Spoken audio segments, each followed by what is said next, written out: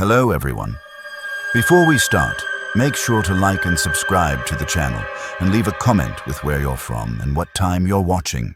That way, YouTube will keep showing you stories just like this one. Now, let's begin.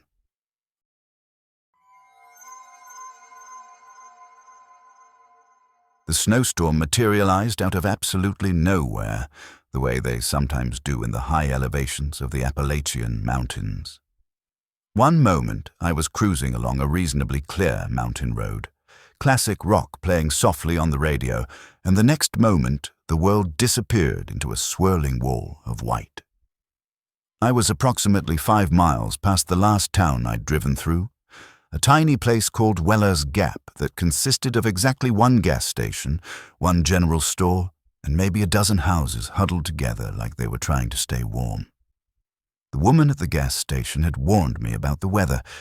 She'd looked at the sky with these knowing, worried eyes that people who've lived in the mountains all their lives develop, and she'd said, "Storm's coming. Big one. You sure you want to head up today?" I should have listened. But I was on a mission, you see. My uncle, my father's older brother, a man named Thomas, who I'd only met a handful of times growing up, had passed away 3 months earlier. Heart attack, sudden and unexpected, in the middle of splitting firewood behind this very cabin I was now trying to reach. In his will, he'd left the property to me. Not to my father, not to my aunt, but to me specifically. The lawyer had been just as confused as the rest of the family. My Uncle Thomas had been born and raised in these mountains. He was one of those rare individuals who genuinely belonged to a place, like he'd grown from the soil itself. He used to talk about the land here in a way that made you understand it wasn't just rocks and trees to him. These mountains, he'd say in that slow, deliberate way of his, they've got a pull on people. Like gravity, but different. Some folks feel it and run. Others feel it and can't ever leave. I hadn't been to the cabin since I was maybe 10 or 11 years old. I remembered it as small and dark, smelling of wood smoke and old leather, filled with strange tools and even stranger decorations my uncle had collected over the years. Antlers, bones, rocks with odd shapes. At the time, I'd thought it was fascinating in that way. Kids find creepy things fascinating. Now, driving through an increasingly violent snowstorm, I was beginning to wonder if I'd made a terrible mistake. The roads in these mountains aren't like roads anywhere else. They're narrow, often barely wide enough for 2 vehicles to pass each other. They twist and turn with a randomness that suggests they were simply built wherever the mountain allowed, following the path of least resistance through impossible terrain. One side usually drops off into nothing, or what might as well be nothing, because the trees and mist make it impossible to see the bottom. The other side is typically a wall of rock or dense forest that seems to lean over the road like it's trying to reclaim the space. In good weather, it's dramatic and beautiful. In a snowstorm, it's absolutely terrifying. My knuckles were white on the steering wheel as I navigated a particularly sharp curve. The windshield wipers were working overtime, thumping frantically, but they could barely keep up with the snow. Visibility was down to maybe 20 feet. Maybe. That's when I saw it. Just for a moment, caught in my headlights as I rounded a bend. There was something in the snow just off the side of the road. It wasn't on the road itself, but maybe 10 or 15 feet off to the right, partially visible through the trees. At first, I thought it might be a deer or some other animal, but the shape was wrong. Too angular, too deliberate. It looked almost like something was buried in the snow, something large with just a portion of it visible above the white surface. The way my headlights caught it made it shimmer strangely, like ice reflecting light, but with an odd quality I couldn't quite identify. I slowed down instinctively, squinting through the storm, trying to make sense of what I was seeing. Was it a rock formation, part of a fallen tree? Some piece of abandoned equipment left by hunters or loggers? But there was something about the shape, the way it was positioned, the angles of it, that made the back of my neck prickle with unease. It looked wrong. That's the only way I can describe it. Not dangerous necessarily, just wrong. Like something that shouldn't exist in that form, in that place. I almost stopped, almost put the truck in park and got out to investigate. Some curious part of my brain was insisting I needed to know what I was looking at. But a deeper, more primitive part of my brain, the part that had kept my ancestors alive when they lived in caves and feared the dark, was screaming at me to keep driving. I listened to that second voice. I pressed down on the accelerator, telling myself it was nothing. Just a trick of the storm, light and shadow, playing games with my tired eyes. I'd been driving for hours. I was exhausted. The mind does strange things when you're tired and stressed and driving through a blizzard in the mountains. But even as I drove away, I couldn't shake the image from my mind, and I couldn't stop glancing in the rearview mirror, half expecting to see, something following me. That was ridiculous. Still, I checked the mirror more times than I care to admit. By the time I finally spotted the turnoff to my uncle's property, marked by a hand-painted sign that was nearly buried in snow, I was physically and emotionally exhausted. The driveway, really just 2 dirt tracks separated by a raised middle, was completely covered, but I could see where it probably was based on the gap in the trees. I turned in carefully, the truck's 4-wheel drive struggling but managing to keep moving forward. The cabin emerged from the snow like something from an old photograph. It was exactly as I remembered it, yet somehow different. Smaller, maybe, or older-looking than in my memories. The single-story structure had that characteristic Appalachian look. Rough-hewn logs darkened by decades of weather, a sharply pitched roof designed to shed heavy snow, and a sagging front porch that had clearly seen better days. Several of the porch boards were rotted through, and the railing leaned at an angle that suggested it was only a season or 2 away from complete collapse. The windows were dark and covered with what looked like decades of grime mixed with frost. The whole place had an abandoned, forgotten quality to it, which made sense, since no one had been here since my uncle's death 3 months ago. I pulled up as close to the porch as I dared and killed the engine. The sudden silence was almost shocking after hours of road noise and struggling machinery. The snow continued to fall, already covering my windshield in the few seconds since the wipers had stopped. I sat there for a moment, gathering my courage. The temperature had to be in the teens, and I knew the moment I opened the truck door, that cold was going to hit me like a physical force. But I couldn't sit here all night. I needed to get inside, get a fire going, and wait out the storm. I grabbed my duffel bag from the passenger seat, along with the grocery bag containing the food I'd bought at that last gas station, and pushed open the door. The cold was immediate and vicious. It seemed to reach right through my heavy coat and multiple layers, seeking out any exposed skin.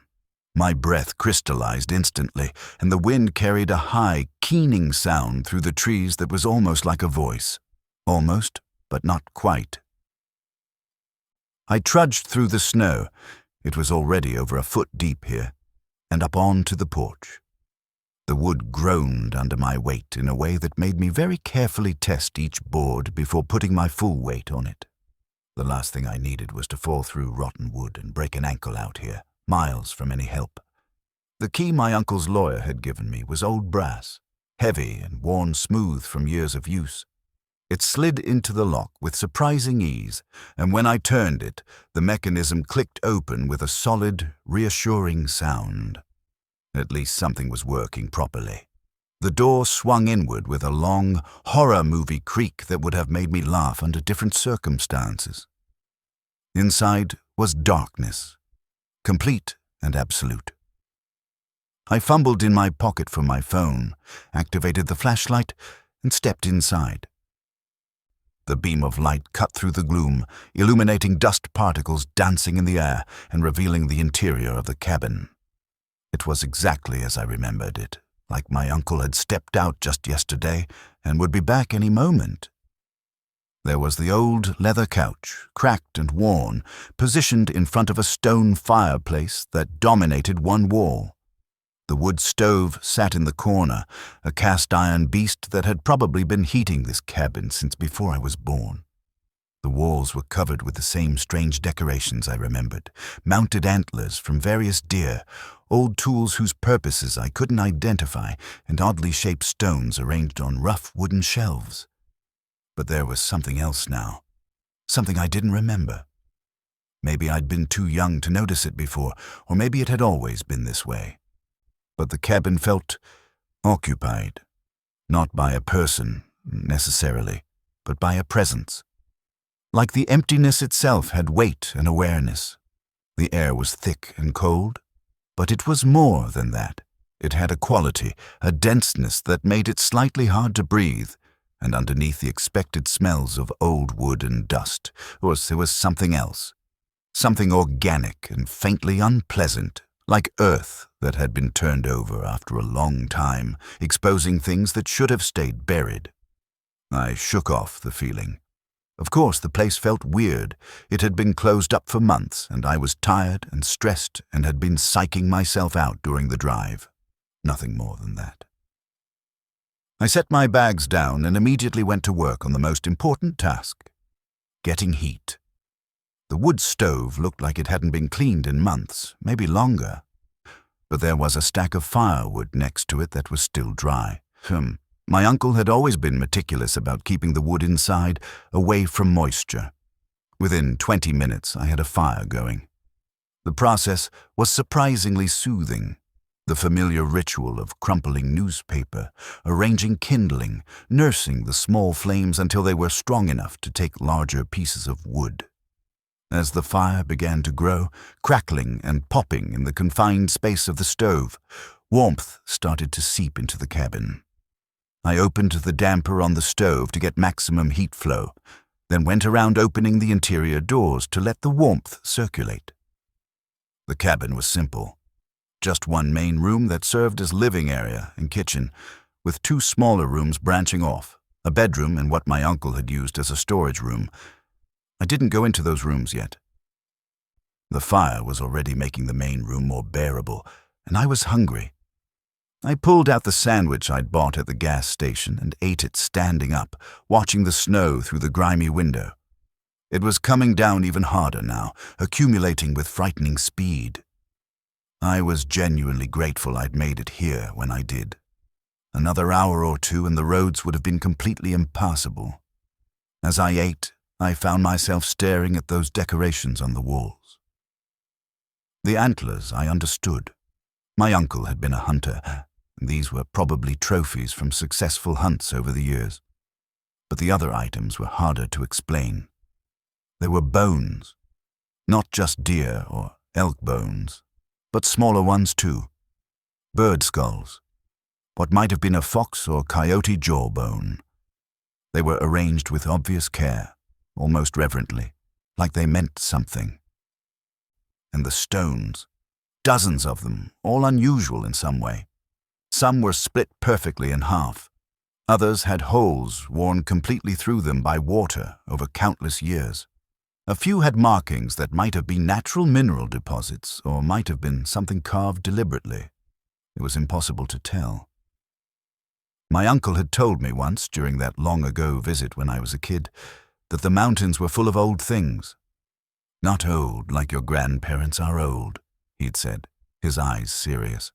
Old like they were here before people, before maybe a lot of things, and some of them are still here in a way. You've just got to know how to look, how to listen. At the time, I'd thought he was just telling me stories, the way adults do to entertain children.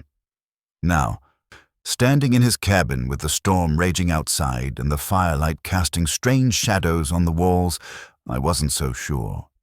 By the time I finished eating, it was fully dark outside. Not just night dark, but storm dark, the kind of absolute blackness you only get in remote places with no light pollution and heavy cloud cover. I might as well have been at the bottom of the ocean for all I could see out the window. I was exhausted. The drive, the stress, the cold. It had all caught up with me. I found some blankets in a chest at the foot of the old couch, shook them out, sending up clouds of dust that made me cough, and arranged them into a reasonably comfortable sleeping area. The couch itself was probably older than I was, springs sagging and leather cracked, but it was better than the alternative of sleeping on the floor.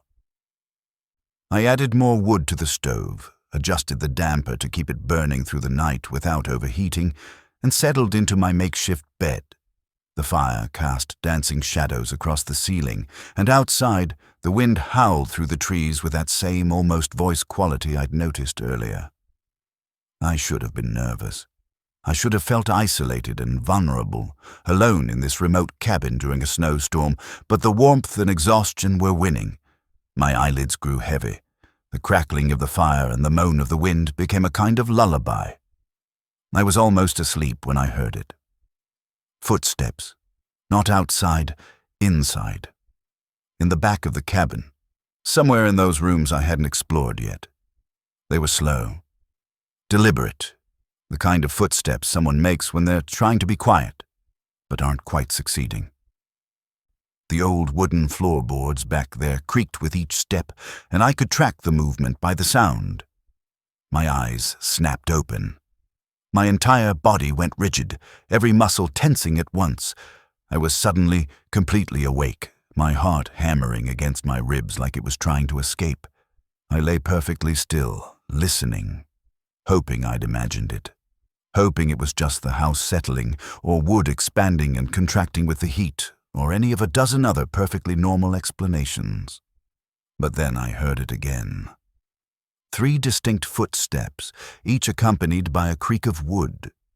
They were moving from the bedroom toward the storage room, or maybe the other way around. It was hard to tell with certainty, but they were definitely there. And they were definitely footsteps. Something, or someone, was in the back of my uncle's cabin with me. I slowly sat up, moving as quietly as possible, barely breathing. My mind was racing through possibilities. Could someone else be here? Maybe a squatter who'd been using the abandoned cabin, but there'd been no tracks in the snow except mine, no sign of another vehicle, no indication anyone else had been here in months, unless they'd been here the whole time. Unless they'd been here before the snow started falling. That thought sent ice through my veins that had nothing to do with the temperature. I looked around for something I could use as a weapon. My eyes landed on the fire poker leaning against the stone fireplace, a long iron rod with a hook on one end. It wasn't much, but it was better than nothing. I stood slowly, my knees protesting from the cold and fear, and retrieved the poker. The metal was slightly warm from its proximity to the fire. I gripped it tight, feeling the weight of it, and started moving toward the hallway that led to the back rooms.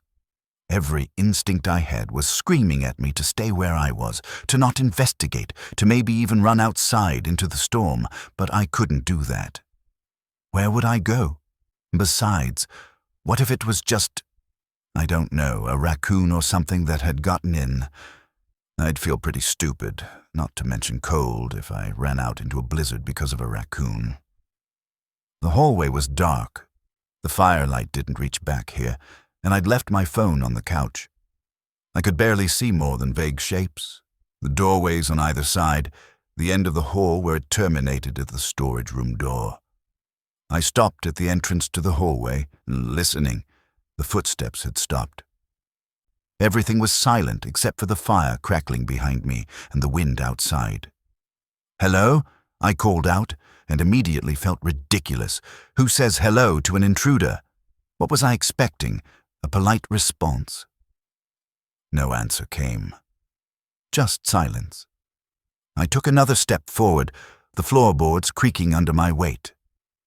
The bedroom door was on my left, slightly ajar. I could see nothing but blackness beyond it.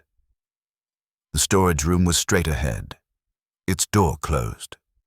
I was fairly certain the sounds had come from one of these 2 rooms, but now I was second-guessing myself. Maybe they'd come from outside. Sound could carry strangely in places like this, especially during storms. Maybe what I'd heard was a branch scraping against the exterior wall or snow sliding off the roof. Yes, that had to be it. I started to lower the poker, feeling my racing heart begin to slow slightly. I was being paranoid. There was no one here. I was alone, just like I'd thought. The stress and exhaustion were making me jumpy, that was all. I was about to turn back when the storage room door opened. Not fast, not violently, just opened. Slowly, smoothly, silently. One moment it was closed, and the next it was swinging inward, revealing nothing but darkness beyond. I froze. Completely froze. I couldn't move, couldn't breathe, couldn't think. I just stood there, staring at that open door, every nerve in my body firing at once. And then something spoke. It wasn't a voice, not really. It was more like the memory of a voice, or the idea of a voice. The words came into my head without actually traveling through my ears, if that makes any sense. Like they bypassed the normal process of hearing and just appeared directly in my consciousness. You shouldn't have come. That broke the spell. I ran. I didn't think about it, didn't plan it, didn't make any conscious decision.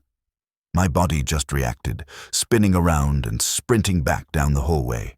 I ran back into the main room, past the fire, past the couch, straight to the front door. My hands were shaking so badly I could barely work the lock. I fumbled with it, conscious of the hallway behind me, expecting any second to feel something grab me from behind. The lock finally clicked open and I yanked the door wide, stumbling out onto the porch. The cold hit me like a wall, but I barely felt it. The snow was falling so thick I could barely see my truck, just a dark shape a few yards away.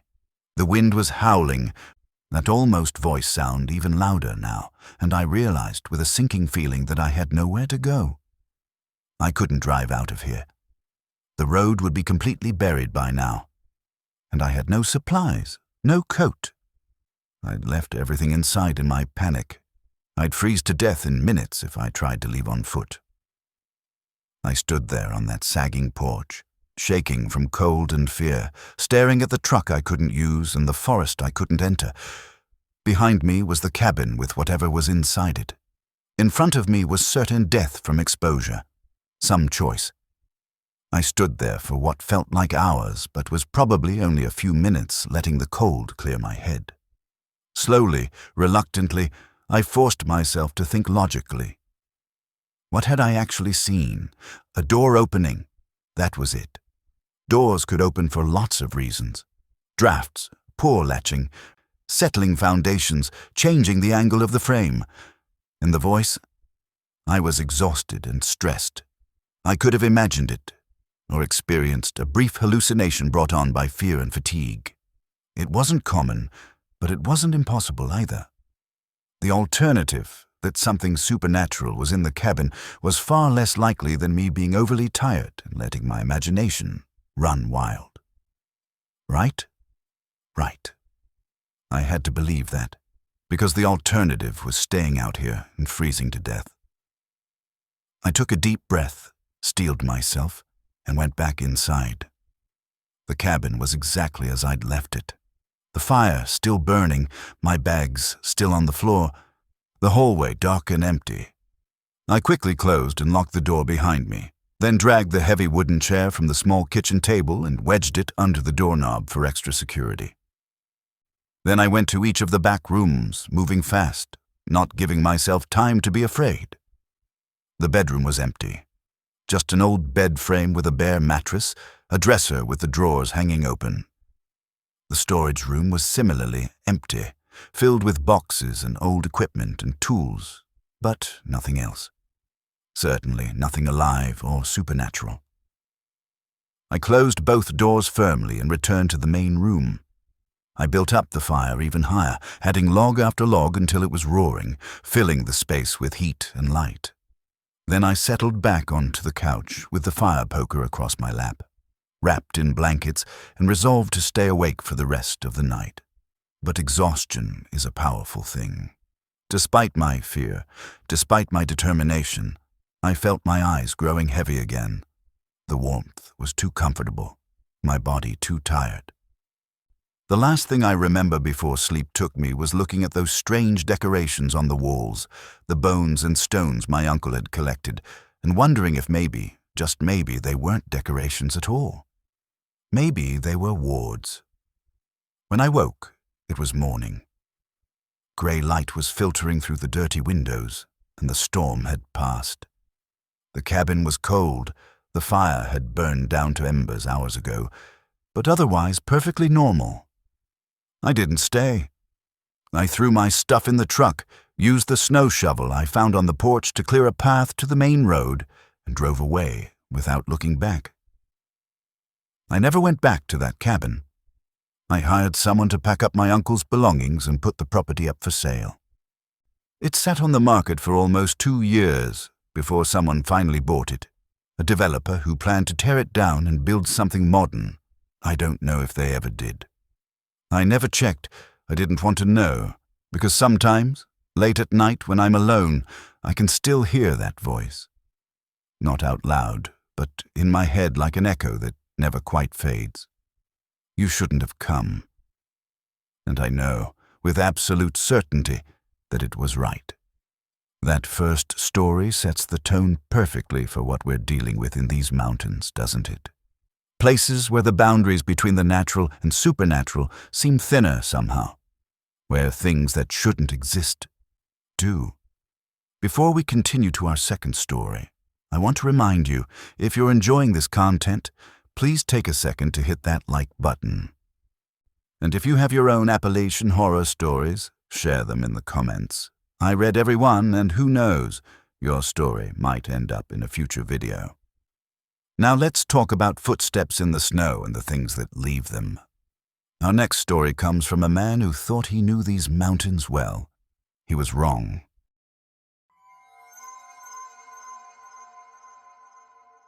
I'd driven out to my grandfather's old place near Laurel Hollow for what I thought would be a quiet, restful weekend. This was about 6 years ago, back when I was working 70-hour weeks at a tech startup that was slowly consuming my life and sanity. I needed an escape, a chance to unplug and decompress, and my family's cabin deep in the Appalachian wilderness seemed perfect. The cabin had been in our family for generations. My grandfather built it himself back in the 1950s, clearing the land by hand, cutting and treating every log, doing all the work with just basic tools and determination. It wasn't fancy, just a single-room structure with a fireplace, a couple of windows, and a door that swelled up and stuck every time it rained. But it was solid. That cabin had weathered decades of harsh mountain winters, and I had no doubt it would be standing long after I was gone. I'd been going there since I was a kid, usually with my father or grandfather. Later, as I got older, sometimes alone, I knew every inch of that property, every trail within 5 miles. Or at least, I thought I did. The drive up was gorgeous. It was mid-December, and we'd just gotten our first heavy snow of the season. The entire world was blanketed in white, the trees looking like something out of a postcard, their branches heavy with snow. The roads were treacherous in places, requiring careful driving and nerves of steel, but I'd made this drive dozens of times. I knew which turns to take slow, where the ice tended to accumulate, which sections of road got too narrow for 2 vehicles to pass. When I finally pulled into the little clearing where the cabin sat, the place looked perfect, pristine. The snow was piled high on the roof, weighing down the porch, creating drifts against the walls. Smoke curled from the... Wait. Smoke? I frowned, slowing the truck as I approached. There was definitely smoke coming from the chimney. Not much, just a thin grey line rising into the sky, but enough to be noticeable. My first thought was that someone else in the family had come up without telling me. Maybe my cousin Jake or my Uncle Robert. But there were no other vehicles here. No tracks in the snow except the ones my truck was currently making. I parked and sat there for a moment, engine running, trying to figure out what I was seeing. Could the smoke be something else? Just condensation from temperature differences, maybe? But no, I knew what wood smoke looked like, and that was definitely wood smoke. Had someone broken in? Squatters weren't common up here, but they weren't unheard of either. Sometimes hunters or hikers caught in bad weather would break into empty cabins for shelter. We didn't really mind. Better someone used the place than freeze to death, but they usually left a note or cleaned up after themselves. Well, there was only one way to find out. I grabbed the spare key from its hiding spot, inside a fake rock by the porch steps. I know, not exactly Fort Knox security, and unlocked the door. Inside was normal, empty, but warm. The fire in the fireplace had burned down to coals, but they were still glowing, suggesting it had been lit within the last few hours. Otherwise, everything looked exactly as it should. The furniture was where it belonged. Nothing was damaged or stolen. The place was actually cleaner than I'd left it the last time. I did a quick check of the whole space. Not hard in a one-room cabin, but found no signs of forced entry, no indication anyone had been there. It was like the fire had lit itself, which was, of course, impossible. I stood there for a few minutes, genuinely confused. Then I shrugged it off. One of my family members had probably come up yesterday or the day before, lit a fire, then left and forgot to mention they'd been here. Mystery solved. And since they'd conveniently warmed the place up for me, I decided to just be grateful rather than paranoid. I spent that first day doing exactly what I'd come there to do. Nothing. I sat in front of the fire, reading a book, made some simple food on the camp stove, listened to the wind howling through the trees outside. It was perfect. That night, I slept like a baby. The silence out there is profound in a way that city people can't really understand. No traffic, no sirens, no neighbors, just wind and occasional sounds of the forest. It's incredibly peaceful. I woke the next morning feeling more refreshed than I had in months. After a simple breakfast, I decided to spend the day outside. The snow was perfect, dry and powdery, with that satisfying crunch under your boots. The sky was clear and brilliantly blue, the temperature cold, but not unbearably so. I went out intending to get some firewood from the storage shed behind the cabin, maybe take a short hike, just enjoy being outside and away from screens and stress. That's when I saw the tracks. They were in the snow between the cabin and the shed. 2 parallel lines, maybe 3 inches wide each, running in a straight path from the edge of the woods to the shed wall. They were too uniform to be animal tracks, too deliberate. They looked almost like something had been dragged through the snow, except there were no footprints around them, no indication of what had done the dragging. I stood there staring at them, my pleasant morning suddenly feeling less pleasant.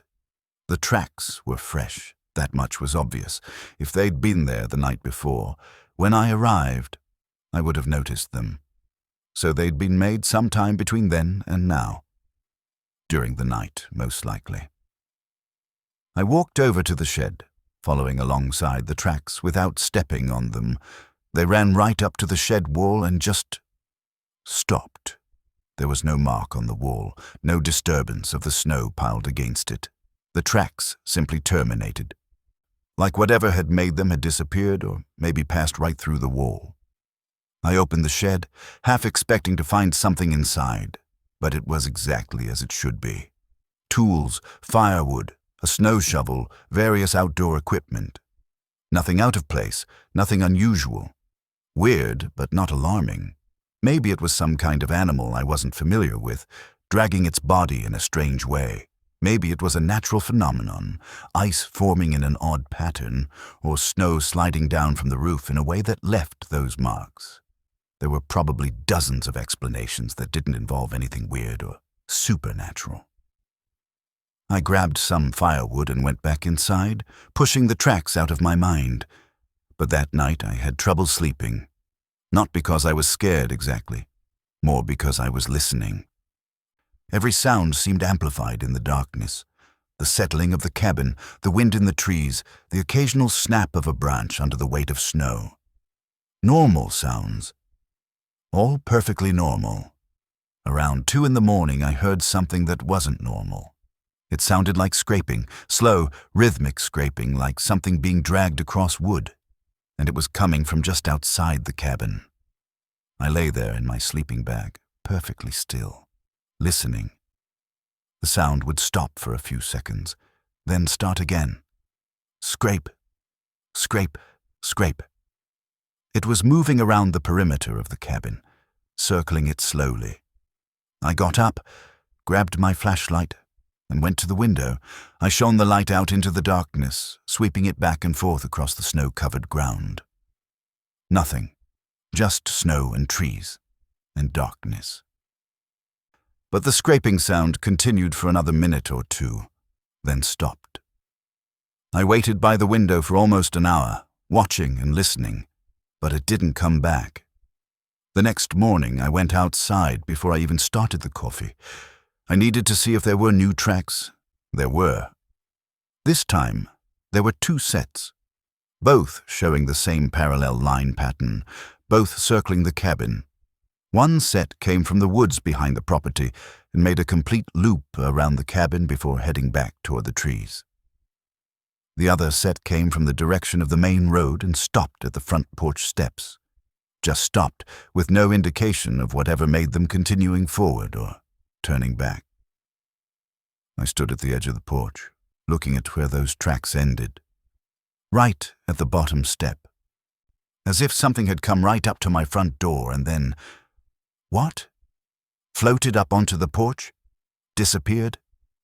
This was getting too weird. I went back inside, made coffee with shaking hands, and seriously considered packing up and heading home. But it was a beautiful day. Nothing had actually happened, and I felt ridiculous being scared of some odd tracks in the snow. So I stayed. I told myself I was being irrational, that there was a logical explanation, that I was letting isolation and imagination get the better of me. I almost convinced myself. That afternoon, I decided to take a walk, thinking some exercise and fresh air might clear my head. I bundled up and headed out into the forest, following one of the familiar trails I'd hiked dozens of times before. The woods were absolutely beautiful. Sunlight filtered through the snow-laden branches, creating patterns of light and shadow on the ground. The only sounds were my footsteps crunching in the snow and the occasional bird call. It was so peaceful, it almost made me forget about the weird tracks and the scraping sounds. I'd been walking for maybe 20 minutes, following a trail that ran along a ridgeline, when I came to a section of the woods that seemed wrong. I can't quite describe it better than that. The trees looked the same, the snow was the same, but something felt off. The air was different somehow, thicker, harder to breathe, and it was quieter than it should be. Like the forest itself was holding its breath. I slowed down, suddenly uneasy. That's when I noticed the cabin. It was maybe 50 yards off the trail, partially hidden behind a dense cluster of pine trees. A small structure, similar in size to my grandfather's cabin, but clearly much older. The wood was dark and rotted-looking, the roof sagging severely in the middle. Several windows were broken, and the door hung at an angle, barely attached to its hinges. And there were symbols carved into the walls. I moved closer, drawn by curiosity and a growing sense of dread. The symbols were all over the front of the cabin, crude carvings that looked like they'd been made with a knife or maybe a hatchet. Some were simple geometric shapes, circles, triangles, spirals. Others were more complex, almost pictographic. I saw what might have been a hand, or maybe a tree. Several shapes that could have been eyes, or maybe stars. The strangest part was that I'd never seen this cabin before. Not in all my years coming up here, and I'd explored every inch of these woods, or I thought I had. How had I never noticed this place? I stood at the edge of the small clearing where the cabin sat, debating whether to investigate closer. Every instinct I had was screaming at me to turn around and walk away. But I'm a curious person by nature, and the mystery of this place was compelling. I moved forward slowly, my boots crunching in the snow. As I got closer, I could see that the rot was even worse than I'd initially thought. The logs were soft and crumbling in places, covered with some kind of black mold or fungus.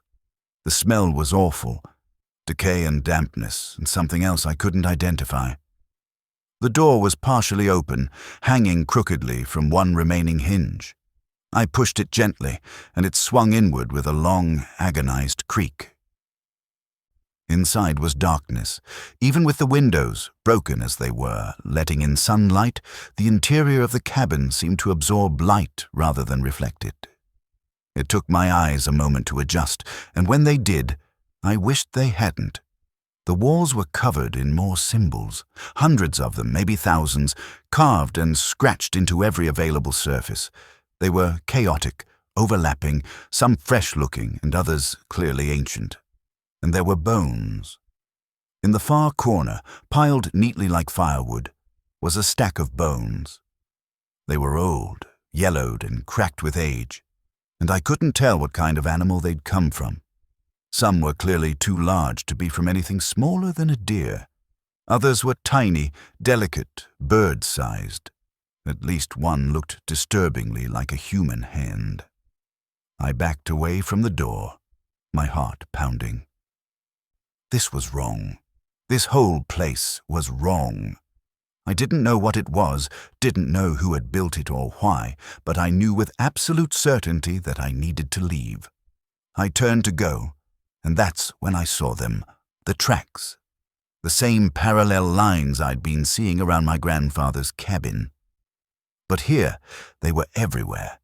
Dozens of them, maybe hundreds, crisscrossing the clearing in chaotic patterns.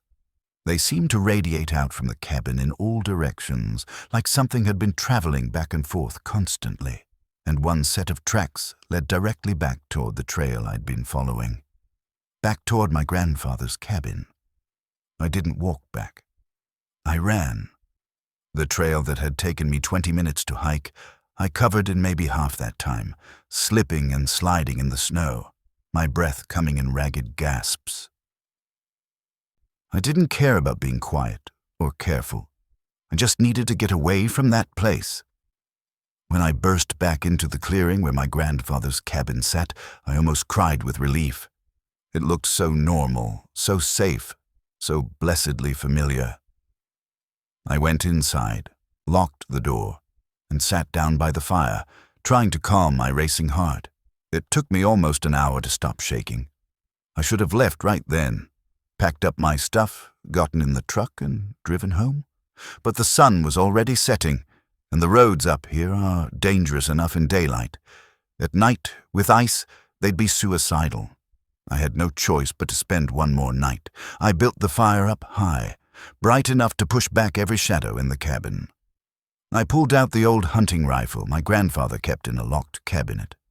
I wasn't even sure if it still worked, but it made me feel slightly better to have it nearby. And I waited. Night fell quickly in the mountains, especially in winter. One moment there was light, and the next, the world outside the windows was completely black. I couldn't see anything beyond the glass. No trees, no clearing, just my own reflection staring back at me with frightened eyes. The scraping started around midnight. This time it was louder, more insistent. It circled the cabin slowly, methodically. Scrape, scrape, scrape.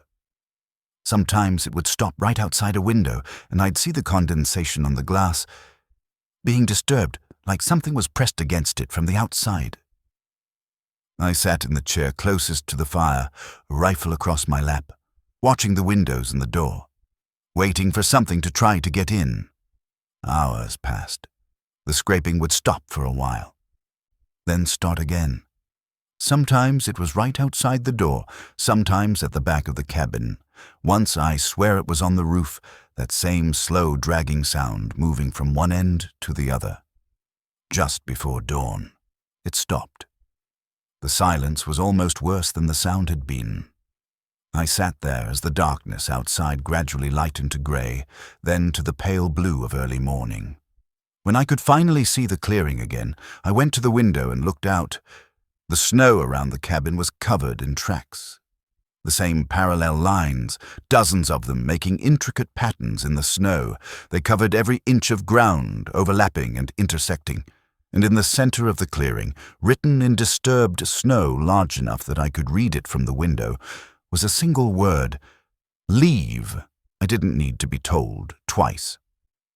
I packed in under 5 minutes, threw everything in the truck, and drove out of there without looking back.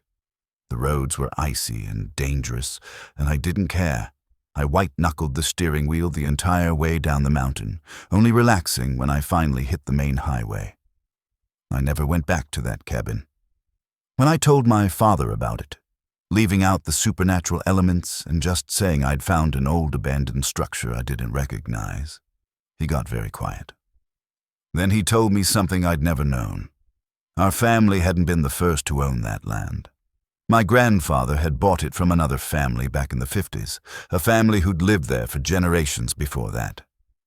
According to local stories, that family had been different, insular. They had strange practices, strange beliefs. They'd built something back in the woods, some kind of structure they used for rituals. Nobody knew exactly what had happened to them. One year they were there, and the next they were gone. The property sat abandoned for years before my grandfather bought it cheap and built his cabin. He'd never mentioned any of this to me, never warned me. Maybe he thought the stories were just local superstition. Maybe he'd never experienced anything himself and assumed it was all nonsense. Or maybe, and this is what keeps me up at night, maybe he'd seen something and decided it was better not to talk about it. Better to pretend everything was normal. Better to hope that whatever was out there in those woods would just leave you alone if you didn't acknowledge it. I don't know. What I do know is that I've never been back to that part of the Appalachians. I sold my share of the family property to my cousin without ever setting foot on it again. Sometimes I wonder if the cabin is still there, if those tracks still appear in the snow, if anyone else has found that rotted structure in the woods with its symbols and bones. Mostly, though, I try not to think about it at all, because late at night, when the house is quiet and I'm alone with my thoughts, I can still hear it. Scrape, scrape, scrape, moving slowly, methodically, searching. And I'm very, very grateful for the distance between me and those mountains.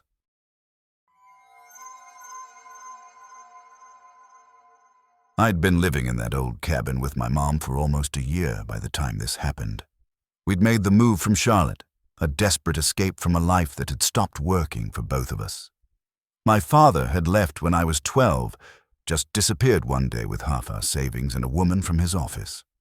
Mom never really recovered from that betrayal.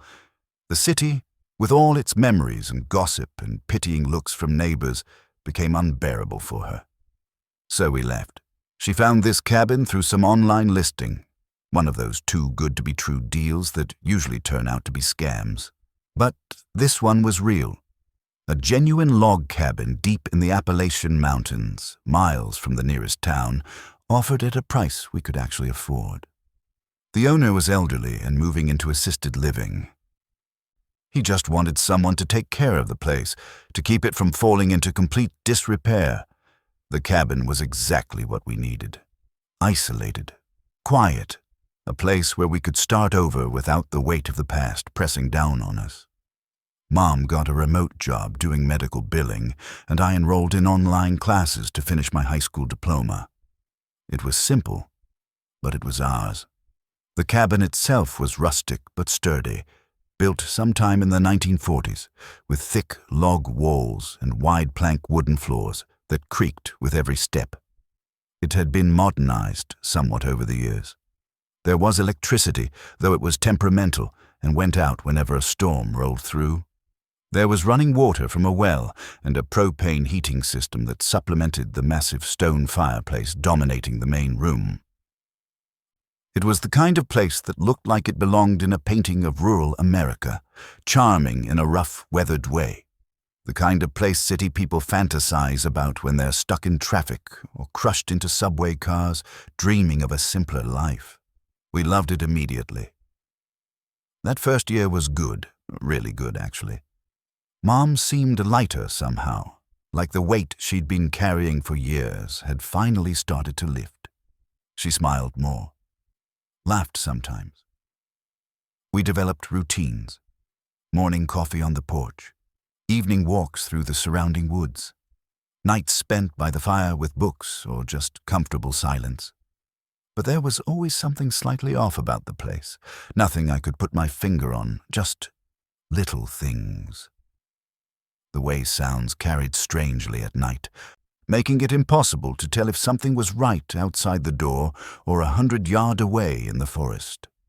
The way the temperature would drop suddenly in certain rooms for no apparent reason, even when the heat was running full blast.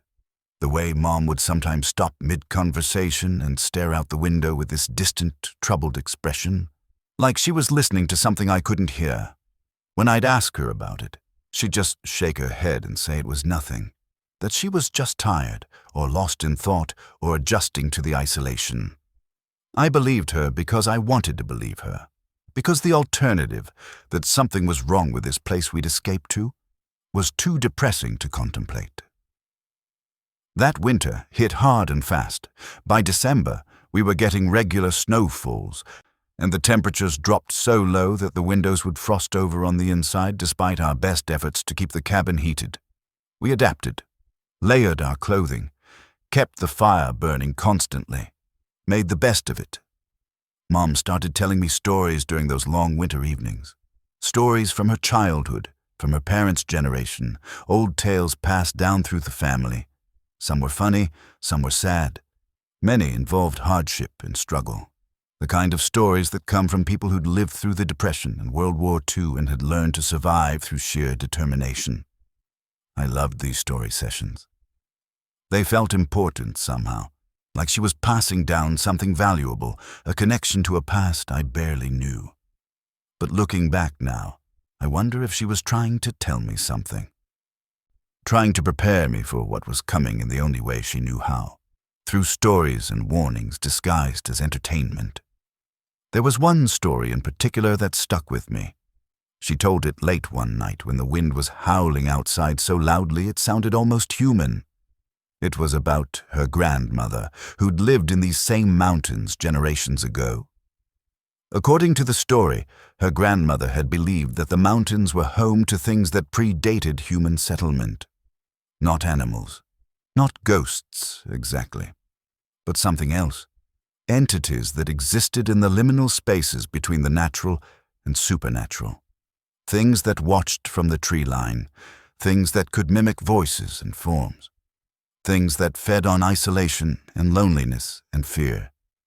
She used to say, Mom told me, her voice quiet and serious in a way that made the hair on my arms stand up, that these mountains remember everything that's ever happened here, every person who's lived and died in these hollows.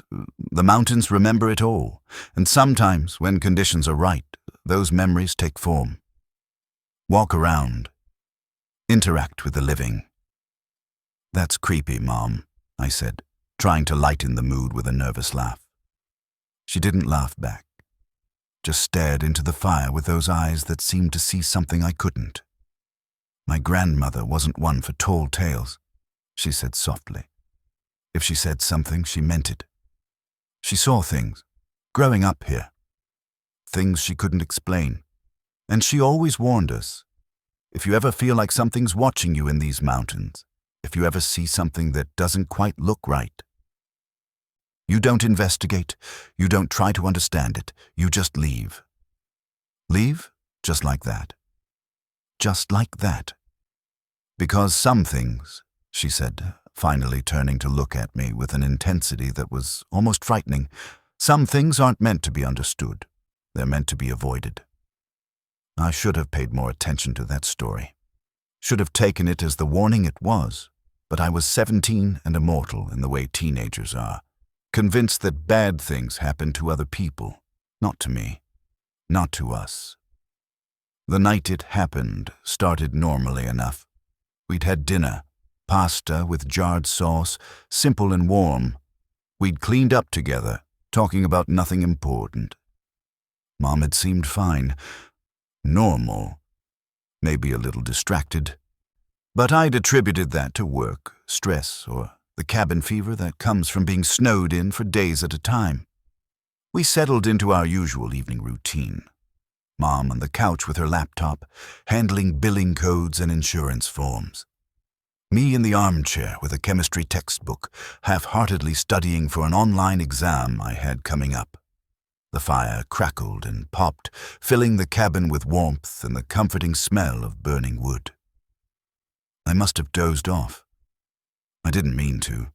I'd been trying to force my way through a particularly boring chapter on molecular bonds. But the warmth and the quiet and my own exhaustion conspired against me.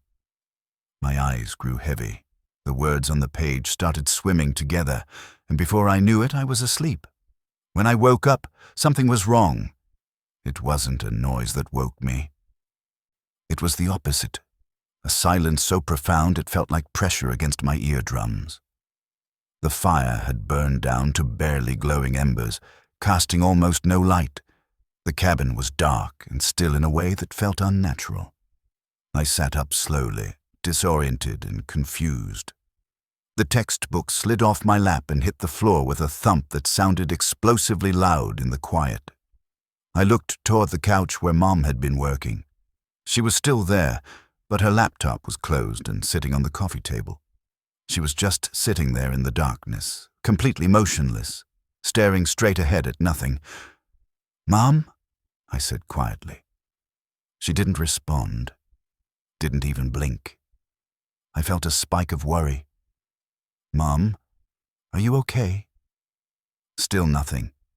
It was like she couldn't hear me, or like she was so deeply lost in thought that my voice couldn't reach her. I stood up, my legs stiff from sleeping in the chair, and walked over to her. "Mom?" I said again, reaching out to touch her shoulder. The moment my hand made contact, she turned to look at me, and my blood turned to ice. Her eyes were wrong. They weren't her eyes anymore. Instead of the warm brown I'd known my entire life, they were completely black. Not like dilated pupils. The entire eye, white and iris and pupil, all of it was just black. Like someone had filled her eye sockets with ink, or like I was looking into two deep holes that went on forever. I jerked my hand back, stumbling backward, my heart suddenly hammering against my ribs. "Mom? Mom, what's wrong with your eyes?" She stood up slowly, mechanically, her movements stiff and wrong, like a puppet being manipulated by an amateur puppeteer. When she spoke, her voice was flat and emotionless, utterly devoid of the warmth and personality that made her who she was. "Nothing's wrong, I'm fine." But she wasn't fine. Nothing about this was fine. I backed away further, my mind racing. What was happening? Was she sick? Having some kind of medical emergency? A stroke? Some bizarre neurological event? "I'm calling 911, I said, fumbling for my phone in my pocket. "Don't." The word was sharp, commanding, completely unlike Mom's usual gentle way of speaking. "There's no need for that. Come back to bed, sweetheart. Everything's fine." But it was night. We hadn't gone to bed yet, and she never called me sweetheart. That had been Dad's thing before he left. She knew I hated it. This wasn't right. This wasn't her. I finally got my phone out and looked at it. No signal. Of course, no signal. We rarely got service up here, especially during storms. I'd have to use the landline. I started backing toward the kitchen where we kept the old corded phone, keeping my eyes on Mom. She was still standing there by the couch, motionless, those horrible black eyes fixed on me. That's when I heard it. A soft sound from the hallway that led to our bedrooms. Footsteps. Slow, measured, deliberate footsteps. I froze, confusion momentarily overwhelming my fear. If Mom was standing right here in front of me, who or what was in the hallway? The footsteps grew louder, closer, and then a figure emerged from the darkness of the hallway. It was a man, tall, broad-shouldered, wearing what looked like heavy winter clothes. Thick coat, boots, a dark hat pulled low. His face was wrapped in a scarf, leaving only his eyes visible. Except where his eyes should have been, there was nothing, just empty black pits, exactly like Mom's eyes, voids that seemed to swallow light rather than reflect it. The man moved into the room silently, his boots making no sound on the wooden floor despite his size.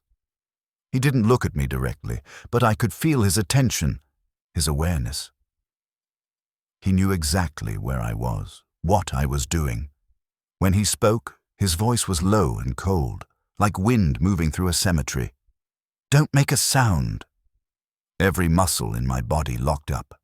I couldn't move, couldn't breathe, couldn't think. Pure, primal terror flooded my system, the kind of fear that bypasses rational thought and goes straight to the lizard brain that knows only fight or flight. I chose flight. I bolted, spun around and ran for the back door, my feet pounding on the wooden floor. Behind me, I heard movement, both Mom and the stranger moving, though still making almost no noise. It was like they were gliding across the floor rather than walking. I hit the back door at full speed, my hands scrabbling at the lock. It was one of those old-fashioned deadbolts that required you to twist a knob, and my shaking fingers kept slipping. Behind me, the footsteps were getting closer. I could feel them approaching, feel the coldness they brought with them. The lock finally clicked open. I yanked the door wide and stumbled out into the night. The cold hit me like a physical blow. I'd forgotten I wasn't wearing a coat, forgotten I had on only jeans and a t-shirt. The temperature had to be below 0, and the wind was vicious, cutting through my thin clothing like it wasn't even there. But the cold barely registered. I was too terrified to feel it properly.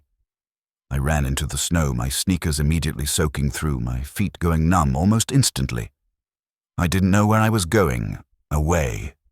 That was the only plan, just away from the cabin and whatever those things were inside it. I made it maybe 20 yards before I had to stop, gasping for breath, my lungs burning from the cold air. I turned back to look at the cabin. The back door was still open, spilling warm yellow light out into the darkness. I could see into the kitchen, see the edge of the living room, but there was no one visible. No Mom, no strange man, just empty rooms and stillness. Had they left? Were they hiding? Or were they right there, just out of sight, waiting to see what I would do? I stood there, shivering violently, trying to think. I couldn't stay out here. I'd freeze to death in minutes dressed like this, but I couldn't go back inside. Not with those things in there. Things. I'd already started thinking of them as things, rather than people, rather than Mom. Because whatever I'd seen in that cabin, whatever had been wearing my mother's face and speaking with that flat, emotionless voice, it wasn't her. Couldn't be her. I was trying to decide what to do when I heard her voice. Mom's voice. But this time it sounded normal, worried, human. "Sweetie? Sweetie, where are you? What's wrong?" I turned toward the cabin. She was standing in the doorway now, silhouetted by the light behind her. She sounded like herself again, like the Mom I knew. Relief flooded through me. It had been some kind of hallucination, some weird waking nightmare. Mom was fine. Everything was fine. I just freaked myself out somehow, let my imagination run wild. I started walking back toward the cabin, my teeth chattering so hard I could barely speak. "Mom, I'm sorry, I thought—" That's when I saw them. In the window to the left of the door, the living room window, there were faces pressed against the glass. Multiple faces, pale and indistinct, with those same empty black eyes. At least 4 or 5 of them, maybe more, all crowded together and staring out at me. and Mom, the figure in the doorway that sounded like Mom, turned her head to look at me fully. The light from inside the cabin finally illuminated her face. Black eyes, empty and void-like. Not my mother at all. I don't remember making the decision to run. My body just did it automatically, pure survival instinct taking over. I ran away from the cabin, crashing through the snow, branches whipping at my face and arms. I had no plan, no destination. I just ran. How long I ran, I don't know. It felt like hours, but was probably only minutes. Eventually, my body simply gave out. I collapsed in the snow behind a large fallen tree, my heart hammering, my breath coming in ragged, painful gasps, my exposed skin burning from the cold. I huddled there, trying to make myself as small as possible, certain that at any moment those things would find me. I'd hear footsteps in the snow, or worse, that terrible silence as they glided toward me without making a sound. But minutes passed, and nothing came. Slowly, so slowly, my panic began to subside enough for rational thought to creep back in. I was going to die out here if I didn't do something. The cold was already affecting me. My fingers and toes were completely numb, and I was shaking so violently I could barely control my muscles. I needed shelter, I needed warmth, and despite everything, the cabin was still my best option. It was the only structure within miles, but I couldn't go back. Not with those things there, unless they were gone. I forced myself to stand, using the fallen tree for support. My legs were shaky and weak, barely able to hold my weight. I made my way slowly, carefully, back toward where I thought the cabin was. Navigation in the dark, in unfamiliar snow-covered woods, is nearly impossible. I could have been going in completely the wrong direction. But I got lucky. Or maybe unlucky, depending on how you look at it. After about 10 minutes of stumbling through the darkness, I saw light ahead. The cabin. I approached it carefully, staying in the tree line, watching for any sign of movement. The back door was closed now. The lights inside were still on. Through the windows, I could see into the living room, the couch, the fireplace, the armchair where I'd been sitting. Everything looked normal, peaceful, empty.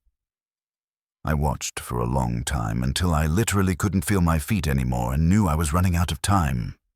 If those things were still in there, I'd have to deal with it, because the alternative was freezing to death out here. I made my way to the back door as quietly as possible and tried the handle. It turned easily, unlocked. I pushed it open slowly, listening for any sound from inside. Nothing. Just the crackle of the fire and the wind outside. I stepped inside, and the warmth hit me so intensely it was almost painful. My frozen skin suddenly burning as circulation tried to return. I closed and locked the door behind me, then grabbed the heaviest thing I could find, a cast-iron skillet hanging from a hook in the kitchen, and held it up like a weapon. "Mom?" I called out quietly. "Anyone here?" No response. I moved through the kitchen into the living room, checking every corner, every shadow. Empty. I checked the hallway. Empty.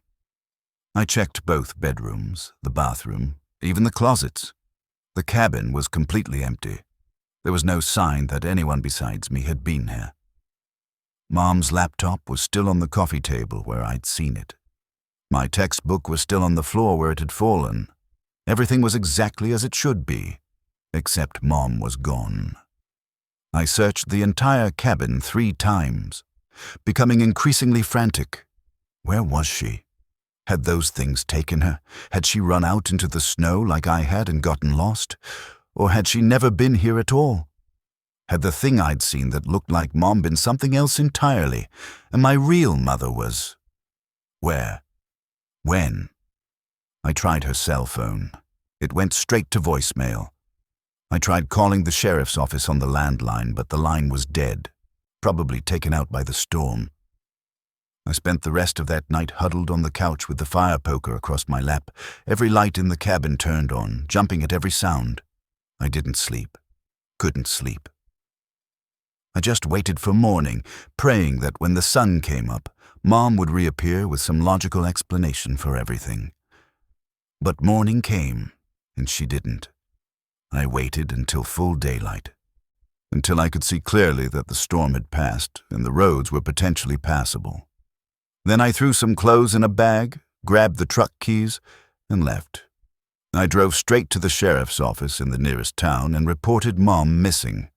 I told them most of what had happened, leaving out the parts about the black eyes and the strange man.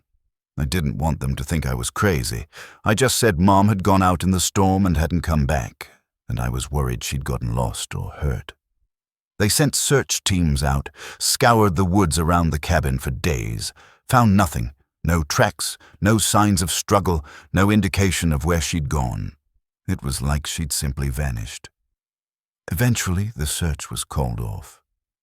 Missing person, presumed dead.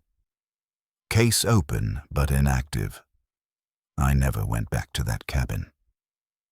Never could bring myself to even drive past it. All of Mom's and my belongings are probably still there, gathering dust, slowly being reclaimed by the mountains. Sometimes I wonder what really happened that night. Were those things real? Or did I have some kind of psychotic break brought on by stress and isolation? Did my mom really disappear? Or did something happen to me? Something that my mind couldn't process? And it created this elaborate false memory to protect me from the truth? I don't know. I'll probably never know. What I do know is this. I dream about those black eyes sometimes, about that flat, emotionless voice, about the stranger in the dark with his cold whisper.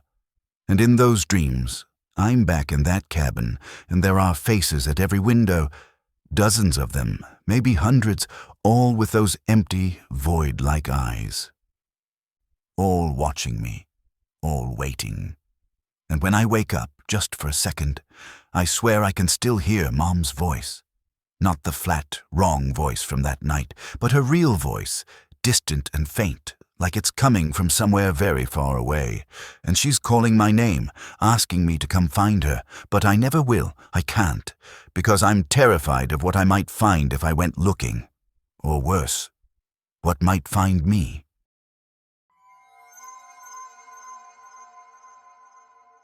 This happened during my junior year of college. I was between semesters, Christmas break, with about 3 weeks to kill before spring classes started.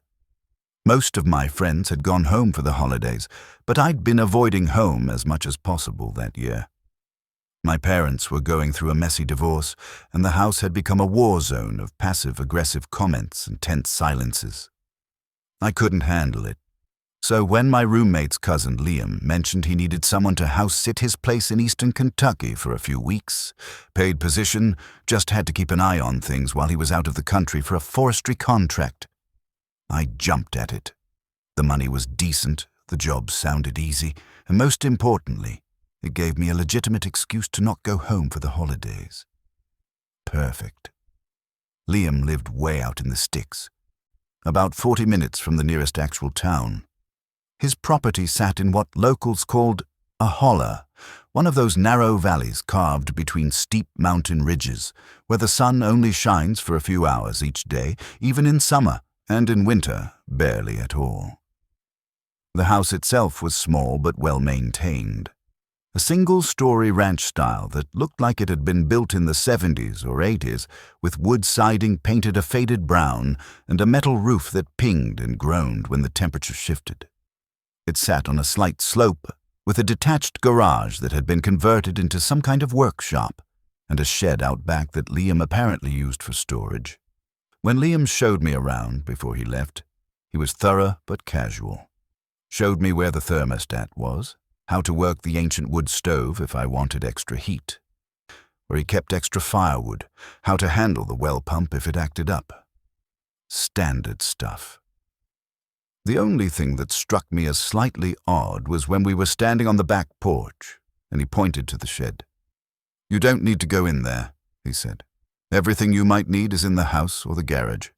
The shed's just got old tools and junk I've been meaning to sort through. It's kind of a mess, and the door sticks anyway. Just leave it be." "Sure, no problem," I said. It seemed like a weird thing to specify, but whatever. His property, his rules. He handed me the keys, gave me his contact info for the place he'd be staying in Norway, though he warned me that communication might be spotty, and left. And just like that, I was alone in the eastern Kentucky mountains with 3 weeks of peace and quiet ahead of me. The first couple of days were exactly what I'd hoped for. I slept late, made simple meals, caught up on reading for pleasure rather than for classes, and spent hours just doing nothing, a luxury I rarely had during the semester. The isolation was perfect, so exactly what I needed. The house was comfortable and felt safe. During the day, I could see the steep mountainsides rising on either side of the property, covered in bare winter trees. At night, with no light pollution for miles, the stars were incredible. More stars than I'd ever seen in my life, so many they looked like clouds of light smeared across the sky. I should have been completely content. But on the third morning, I noticed something that bothered me. I'd gone out to the wood pile beside the house to grab a few logs for the wood stove. It was early, maybe 7:30 or 8, and the sun hadn't cleared the ridge yet. Everything was in that gray, pre-dawn light that makes shadows look longer and details harder to make out. That's when I saw the marks in the dirt. 2 parallel lines, maybe 3 inches wide each, running from the shed toward the house. They were shallow, barely impressions really, but distinct enough to be noticeable. They looked like something had been dragged through the dirt, something heavy enough to leave a mark, but not heavy enough to create deep furrows. I walked over to where the marks began, near the shed door. The shed was set back about 50 yards from the house, partially hidden by a small stand of pine trees. As I got closer, I noticed the door was open. Not wide open, just ajar, maybe 6 inches. I stopped, frowning. I was certain I hadn't been to the shed since arriving. Hadn't even walked back here except this one time, and Liam had specifically said to leave it alone. So why was the door open? I approached cautiously, some instinct making me wary. When I got close enough, I grabbed the edge of the door and pulled it fully open, half expecting something to jump out. Nothing did. It was just a shed. Tools on the walls, shovels, rakes, various hand tools, some old lawn equipment that looked like it hadn't been used in years. Boxes stacked in the corners, a workbench along one wall. Nothing unusual, nothing that would explain the marks leading away from it. I examined the door itself. The latch was simple, just a hook and eye set up. It hadn't been latched, which would explain how it could have swung open. Maybe the wind had pushed it, except there hadn't been much wind lately. And the door seemed too heavy to be pushed open that easily. Still, I couldn't think of another explanation. I latched the door securely, making sure the hook was fully engaged, and went back to the house. I tried to put it out of my mind, but it nagged at me for the rest of the day. That night I heard sounds. I'd gone to bed around 11, reading until I got drowsy, then turning off the light and settling in. The house had its usual nighttime symphony, the heater clicking on and off, the metal roof expanding and contracting, the creaks and groans that all old houses make. I'd gotten used to those sounds over the past few nights, but around 2 in the morning, I woke to something different, scraping metal on metal like something being dragged across aluminum siding.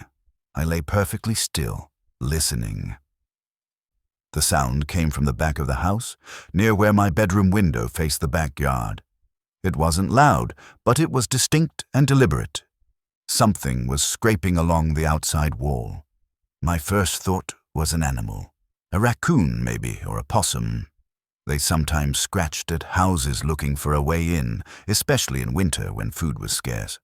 But this didn't sound like random animal scratching. It was too purposeful, too rhythmic. Scrape, pause, scrape, pause, scrape. It moved along the wall slowly, toward the corner of the house. Then it stopped. For several long moments, there was complete silence. I was starting to think it was gone when I heard another sound. This one from the back door. Not knocking, not scratching. Just a slow creak, like someone was testing the door, pushing gently to see if it would open. I got out of bed silently and crept down the hallway toward the back door. The house was dark. I hadn't left any lights on, but my eyes had adjusted enough to make out shapes. I could see the back door, could see the handle. It wasn't moving. The door wasn't opening, but I swear I felt something on the other side.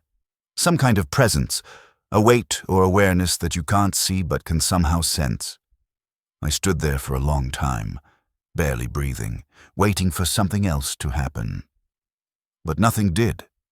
Eventually, the sense of presence faded, and I convinced myself I'd been imagining things. I went back to bed but didn't sleep well for the rest of the night. The next morning, I found the shed door open again.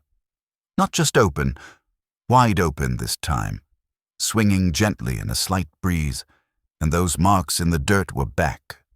Except now they extended all the way from the shed to the back door of the house, like something had been dragged from one to the other during the night. I was seriously creeped out now.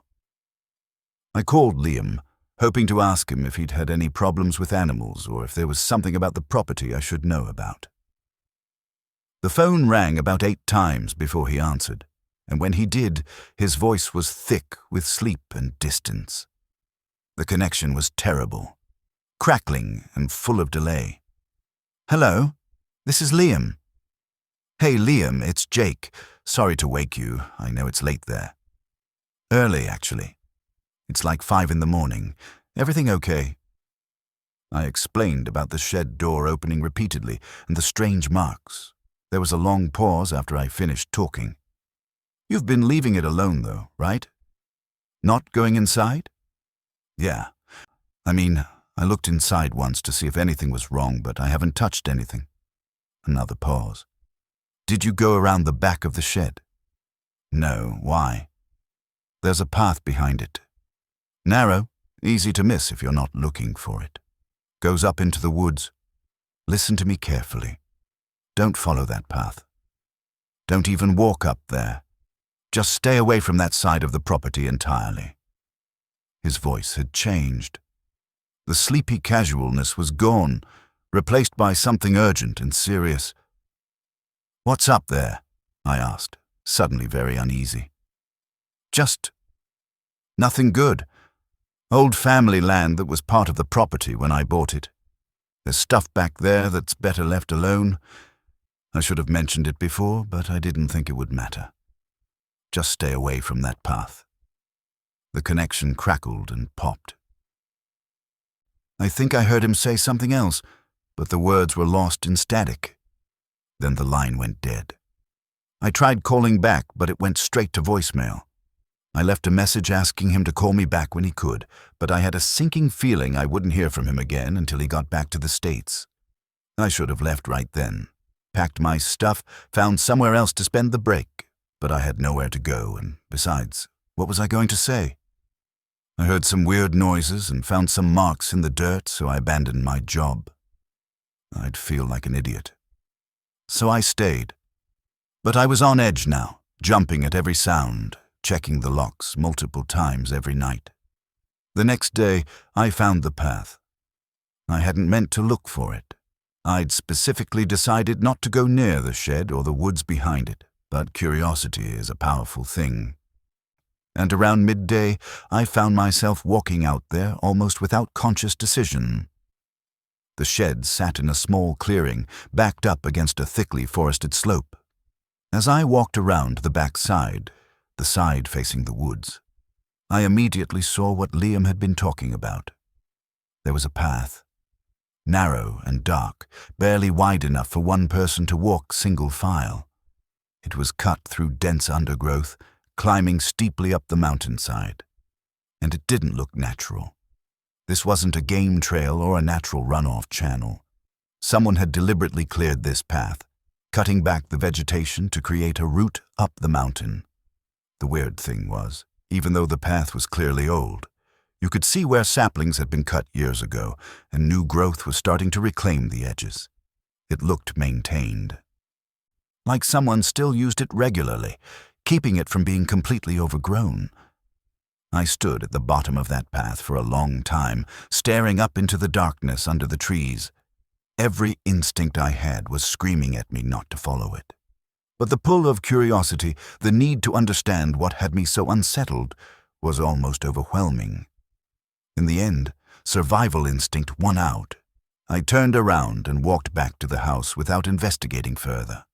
But I couldn't stop thinking about it. What was up there?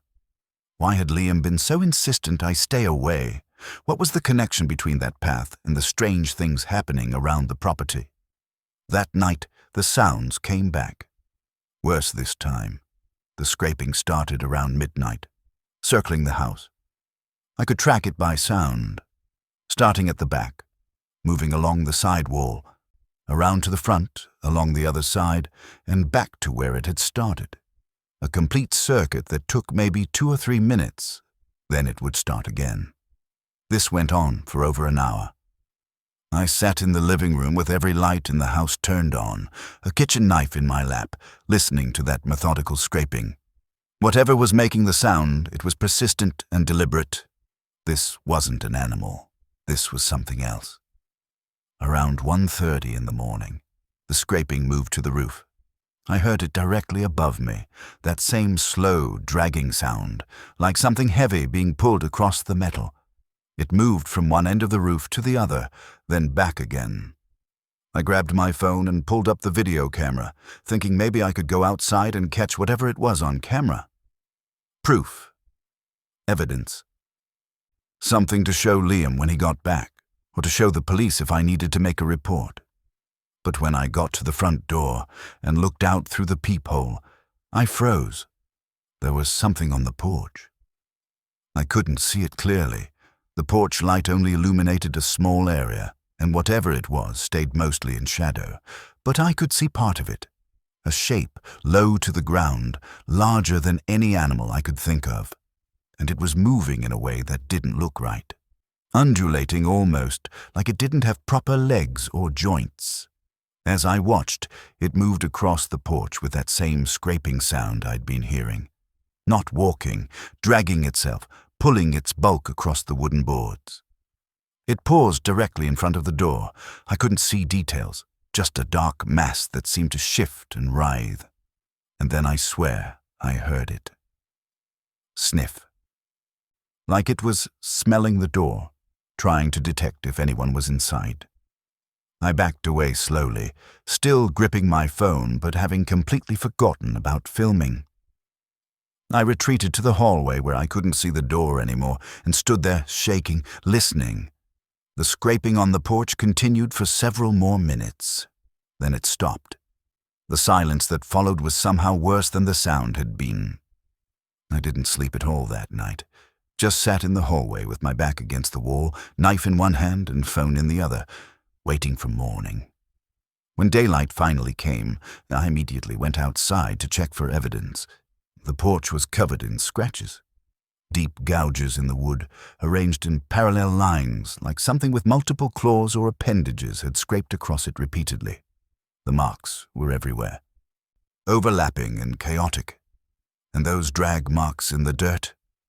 They were more extensive now, covering the entire area around the house in complex patterns. Some led to the shed, others led toward the woods. A few circled the house multiple times. I spent the morning packing. I didn't care about the job or the money anymore. I was done. Whatever was happening here, I wanted no part of it. But as I was carrying my bags out to my car, I noticed something that made my blood run cold. The path behind the shed, the one leading up into the woods, was different. I could see it from where I was standing, about 60 yards away, and I could see that the vegetation on either side of the path was disturbed, trampled, like something, or multiple somethings, had been going up and down that path repeatedly. Recently. More than that. I could see what looked like marks in the dirt at the base of the path, the same parallel drag marks that had been appearing around the property, except these ones were fresher, deeper, and they led down from the path, toward the shed, toward the house. I loaded my car faster than I'd ever done anything in my life, threw my stuff in the back seat, jumped in, started the engine. I didn't even lock up the house, just left the key on the kitchen counter and drove away. I didn't stop driving until I'd put 200 miles between me and that property. I never heard from Liam again. I tried calling several times over the next few weeks, but his number just rang endlessly with no answer and no voicemail. I sent emails that went unanswered. About a month later, I got a money order in the mail for the full amount he'd promised me for 3 weeks of house-sitting, even though I'd only lasted 4 days. No note, no return address, just the money order. I tried looking him up online, searching for any information. I found his social media profiles, but they hadn't been updated since before he'd left for Norway. I even contacted his cousin, my roommate, to ask if he'd heard from Liam. "Yeah, he's fine," my roommate said. "Got back from Norway a couple weeks ago. I think he's staying with friends in Lexington now." "Why?" "He's back?" But I tried calling. Oh, he got a new number. Said his old phone got water damaged or something. Maybe that was true. Maybe it was completely innocent. But something about it felt wrong. The whole thing felt wrong. I never found out what was happening at that property. Never found out what was making those sounds and leaving those marks. Never found out what was up that path in the woods. And I'm honestly okay with not knowing, because some mysteries, I've learned, are mysteries for a reason. Some questions aren't meant to be answered. Some paths aren't meant to be followed. And some jobs, no matter how much they pay, aren't worth taking.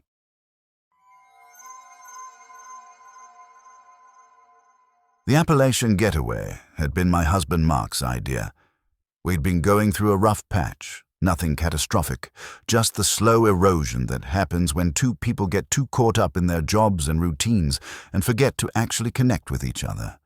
We were roommates who occasionally had sex, not partners. Not anymore. "We need this," Mark had said, showing me the listing he'd found online. A rustic cabin deep in the mountains, miles from anything. No Wi-Fi, no cell service, just us and nature. Time to remember why we fell in love in the first place. It sounded good in theory. Romantic even. A chance to unplug from the digital noise of modern life and focus on each other. So I agreed, and we booked it for a long weekend in late January. The drive up was beautiful. We'd left Nashville early in the morning, and as we climbed higher into the Appalachians, the landscape transformed.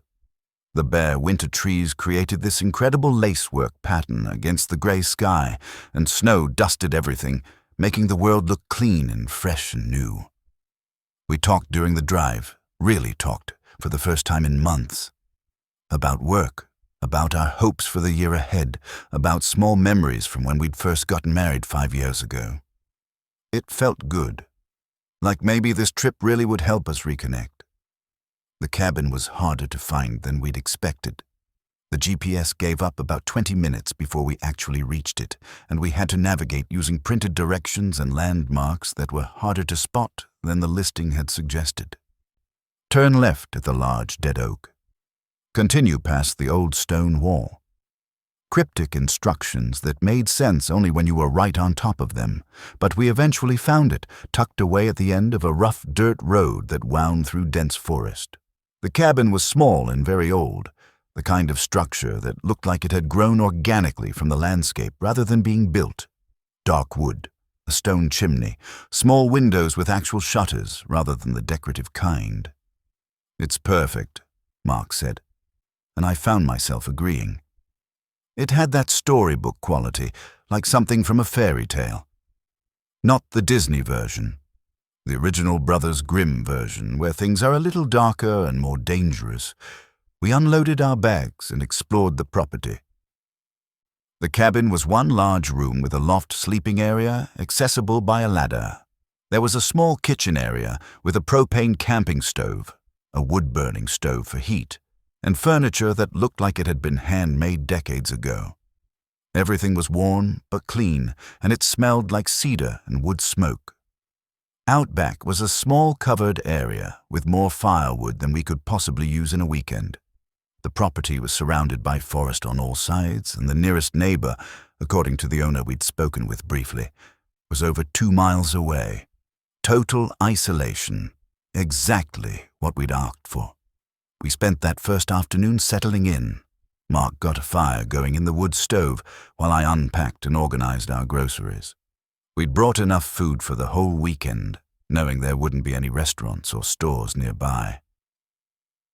As evening approached and the winter darkness came on fast, we made dinner together. Pasta with a simple sauce, cooked on the little camp stove while we drank wine from plastic cups and laughed about the absurdity of roughing it like this when we both had perfectly good houses and modern appliances back home. It was nice. Really nice.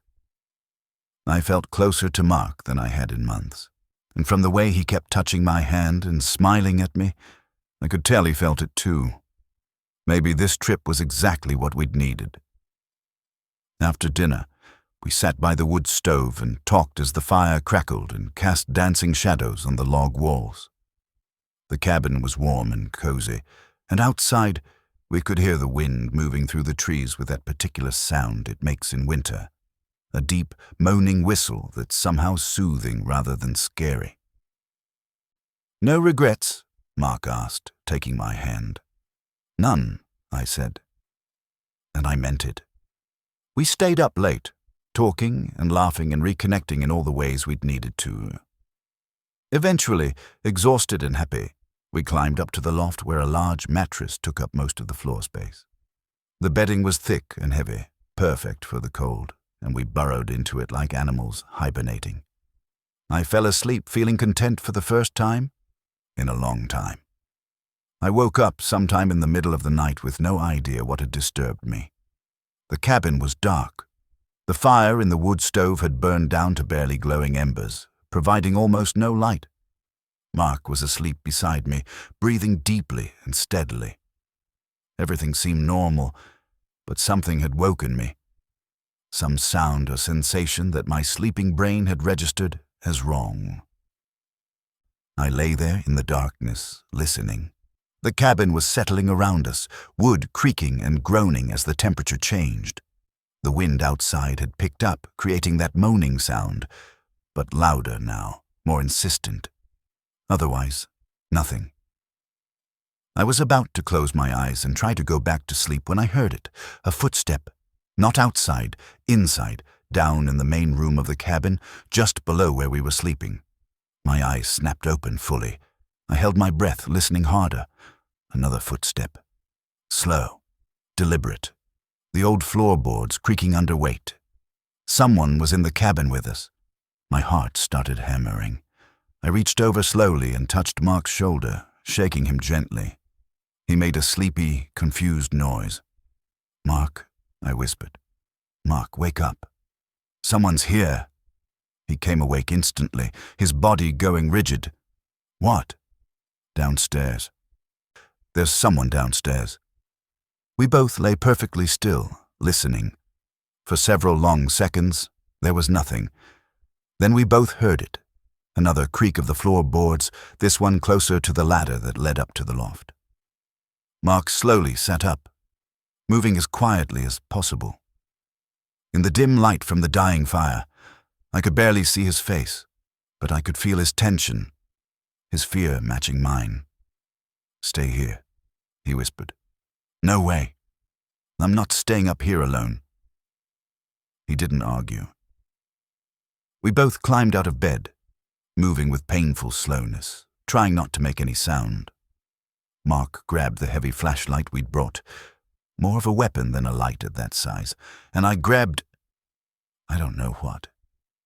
Some instinct made me want to hold something, anything.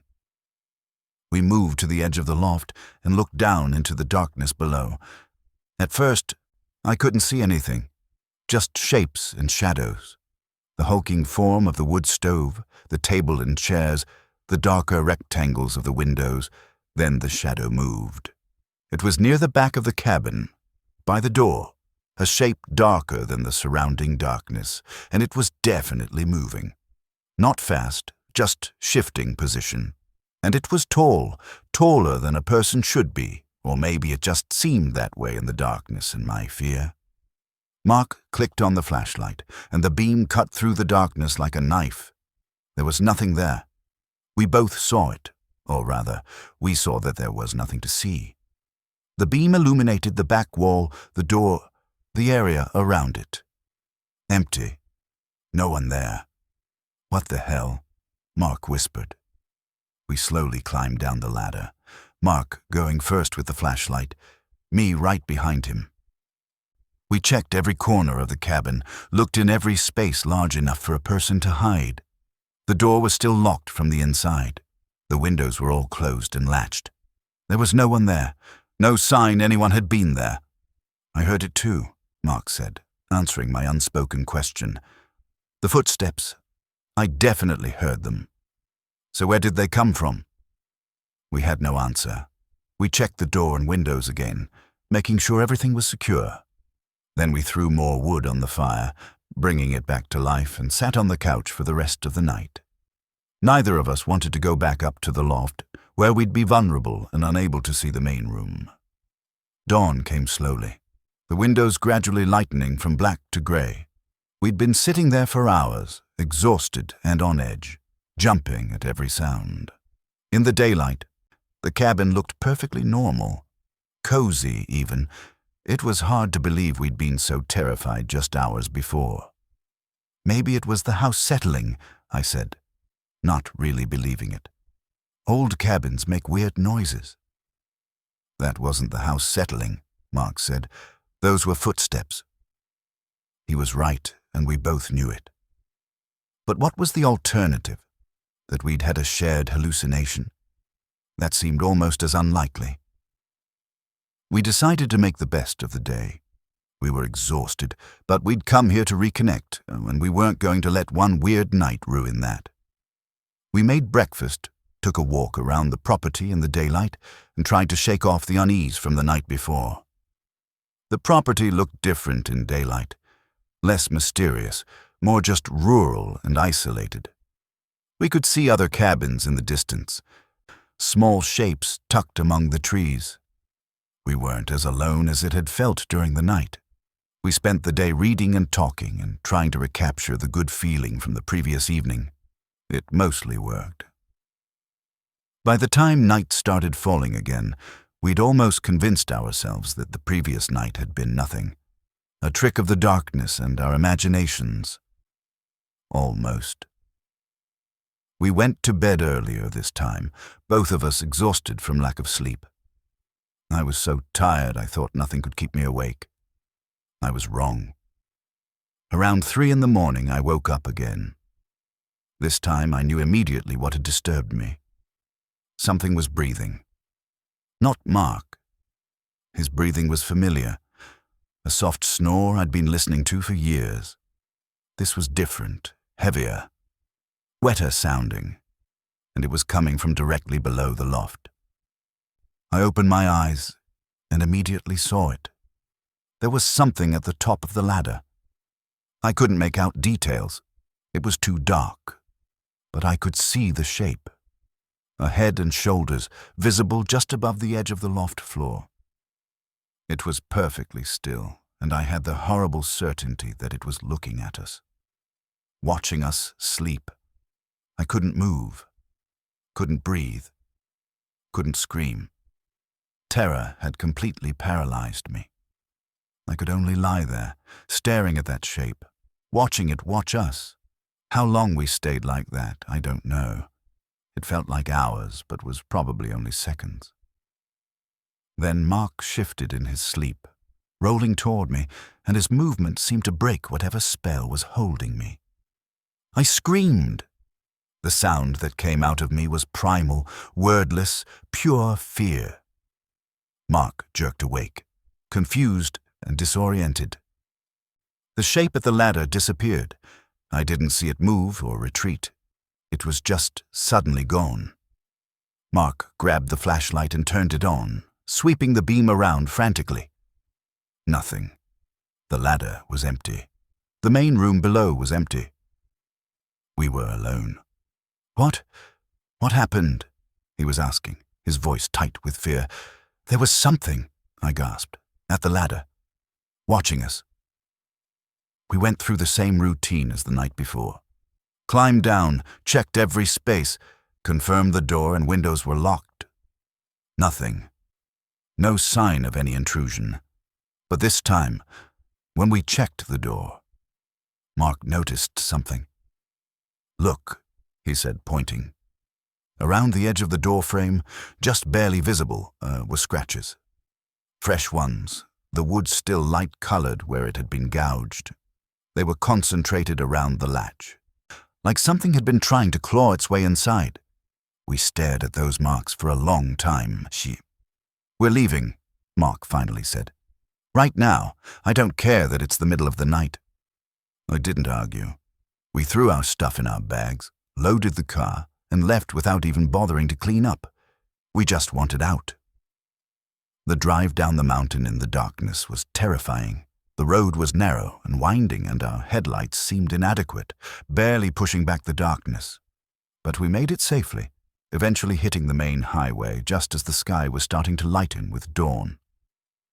We drove straight home without stopping except for gas, neither of us saying much. What was there to say? We never reported what happened. What would we say? That we heard noises and saw shadows. That something might have been watching us. We had no proof, nothing concrete, just fear and those scratches on the doorframe, which we hadn't even thought to photograph. Mark called the owner to let them know we'd left early due to a family emergency. The owner was understanding, even refunded part of our payment without us asking. Did you have any problems? The owner asked. With the cabin? There was something in his tone, something that suggested the question wasn't entirely casual. No, Mark lied.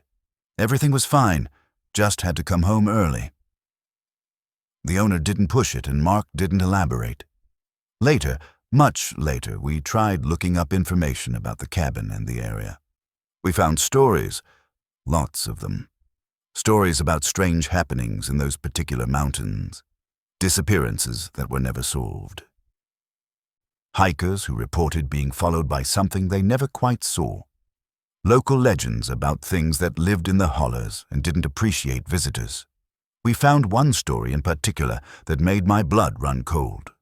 It was an old news article from the 1970s about a family who'd rented a cabin in that area for a vacation. They'd left in the middle of the night, claimed something had been trying to get into their cabin. When police checked the property the next day, they found scratches all around the doorframe and tracks in the snow. The tracks were described as inconsistent with any known wildlife in the region. The case was never solved. The weekend getaway didn't save our marriage. The opposite, really. The experience created a tension between us that never quite went away. We were both traumatized, both trying to process what had happened, but we couldn't talk about it. Every time we tried, the conversation would stall out in uncomfortable silence. We divorced a year later, amicable, no drama. We just couldn't be together anymore. Every time I looked at Mark, I remembered that shape at the top of the ladder, those hollow eyes watching us in the darkness. I live alone now, in the city, in an apartment complex with lots of neighbors and lots of light. I keep my windows locked even though I'm on the 4th floor. I sleep with lights on, and I never, ever go to the mountains. Because I know now, really know, that there are things in those old mountains. Things that don't want to be seen. Things that watch from the darkness. Things with hollow eyes and heavy breathing. Things that leave scratches on door frames. Things that are still out there, waiting for the next visitors who think they're just renting a cozy cabin for a romantic getaway. I hope whoever rents that cabin next is more careful than we were. I hope they listen when they hear footsteps. And I hope God, I hope they don't look when they feel something watching them sleep, because seeing it is so much worse than just knowing it's there.